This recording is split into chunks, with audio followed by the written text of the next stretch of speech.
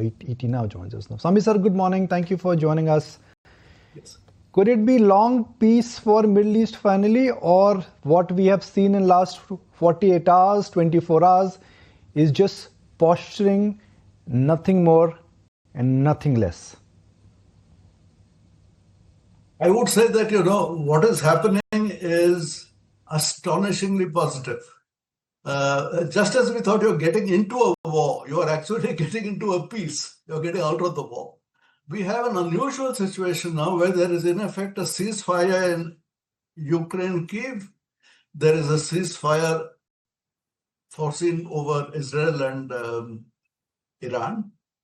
The Americans have finished off the regime in Iran, which seeks not immediate kind of revenge. It wants to survive right now. You had a almost laughable situation where Iran said we will send some missiles to bomb American facilities in Qatar, but informed them in advance so that everything would be safe. And there would be no damage, there would be no escalation. So at this particular point, when people were worrying about World War III or a nuclear war, the attitude of the Iranian government is one of, I just want to survive, I want to de-escalate at this point. So we have the situation which is very positive in terms of both Kyiv and in terms of what's happening in Israel. Peace breaking out, in a sense, in both ways. So a lot of the things that we are worrying about are giving way to a pretty positive thing as far as the geopolitics is concerned.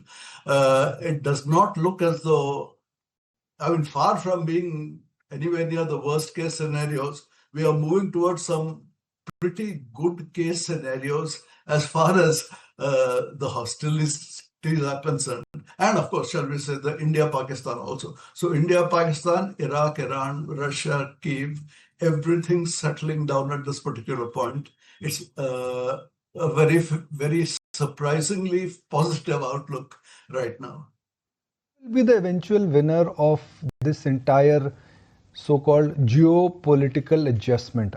Looks like India is going to be the disproportionate beneficiary. We've stayed out of taking sides. We've had a huge victory when it comes to India and Pakistan.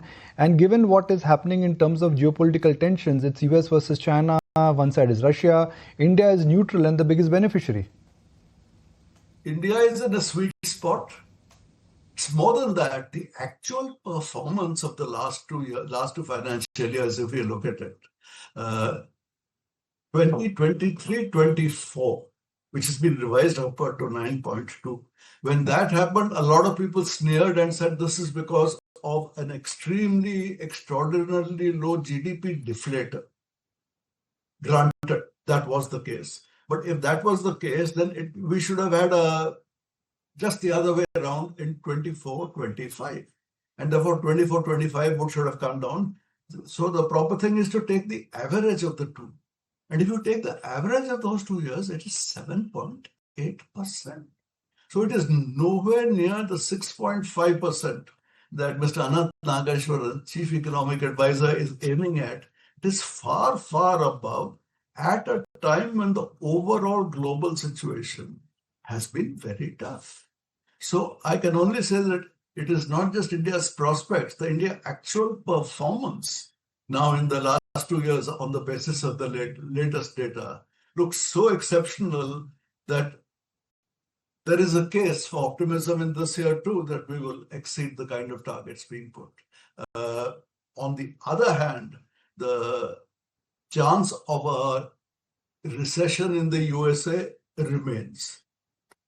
The other thing that is happening is Mr. Trump has persuaded, or shall we say forced, a new attitude in Europe. The European Union, instead of saying we'll spend 3% of GDP on defense, he has said you will have to aim at 5%. So if the Cold War dividend is now gone and all these countries will be spending more on armament, there may be correspondingly less available for consumption, for consumer demand. To that extent, it could be a negative. So these are the two medium-term negatives are still out there. But overall, I think India has the capacity to look forward with some confidence that, we have overcome extremely difficult situations. Will we be able to overcome the challenges of coming short recession possibly? Will we be able to overcome this gradual fall in consumer demand that we're seeing? Yes. What will happen about Mr. Trump's tariffs remains a question.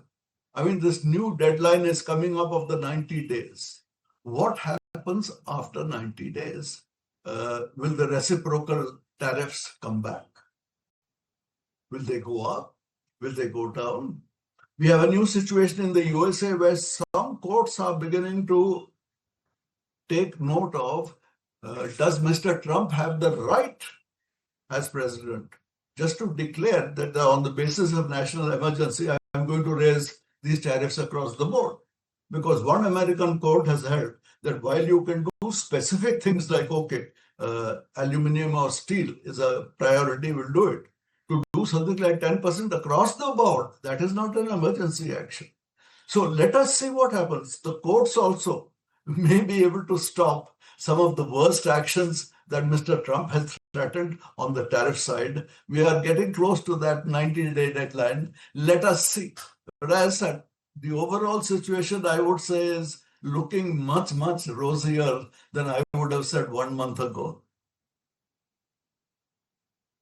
Hi Swami sir, this is Shrishti also joining in. Swami sir, it's always interesting to have your take on the markets as well, since you say that the geopolitical situation is now turning positive and the equity markets are reacting the same way, case in point being the Indian markets. So what is your current take on the markets? How do you see the up move that we are witnessing right now? And yes, 9th July is going to be a critical day, not just for the world and for the Indian markets as well.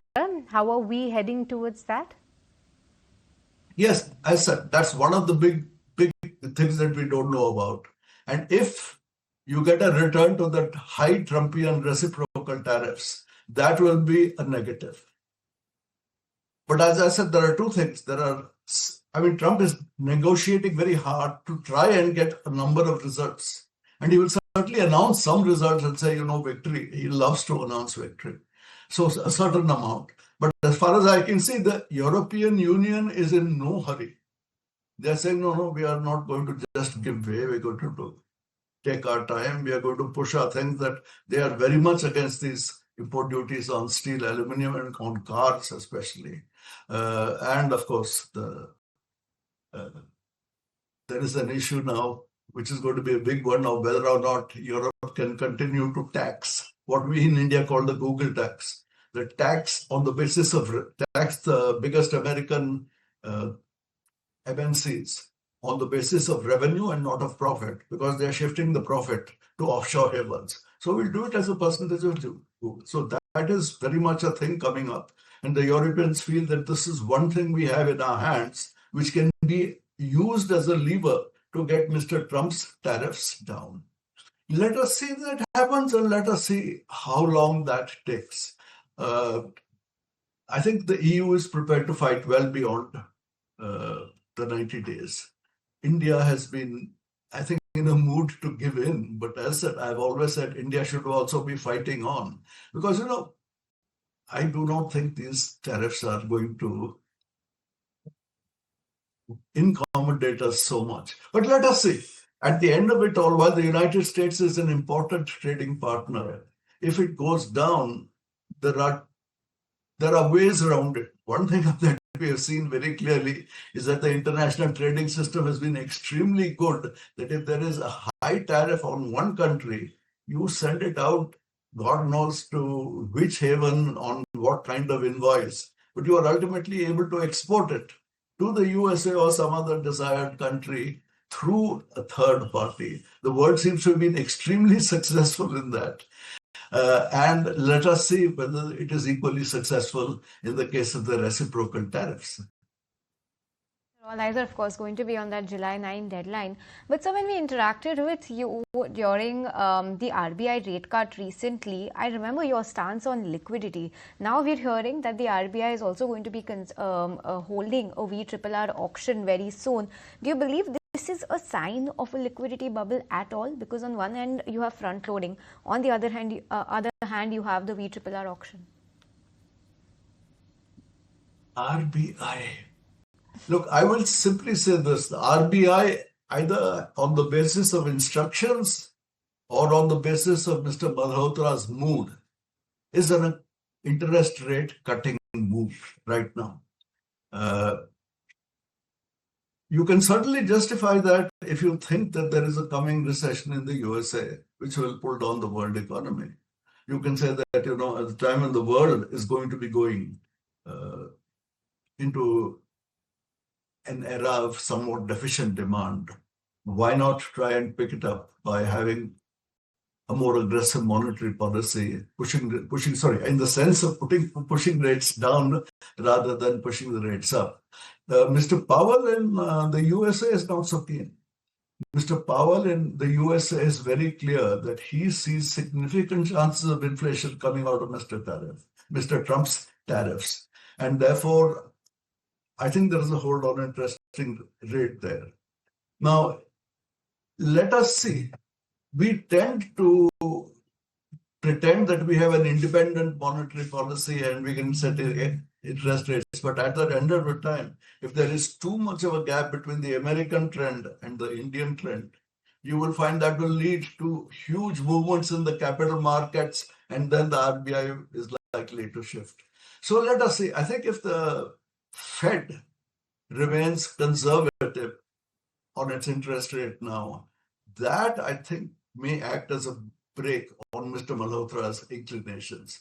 It will be very interesting to look forward. Anyway, I would say that interest rates are not a critical part of whatever we are doing. I mean, India has been through relatively high interest rates for the last few years when we have done very well.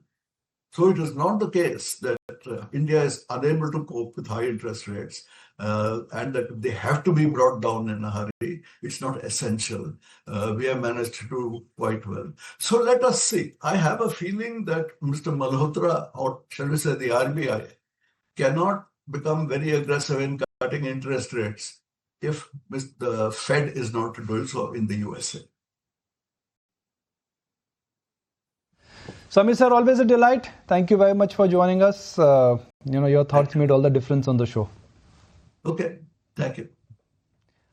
Harsh Baveja, Director of Finance with REC, joins us now. Mr. Baveja, good morning. Thank you for joining us. Now, RBI has laid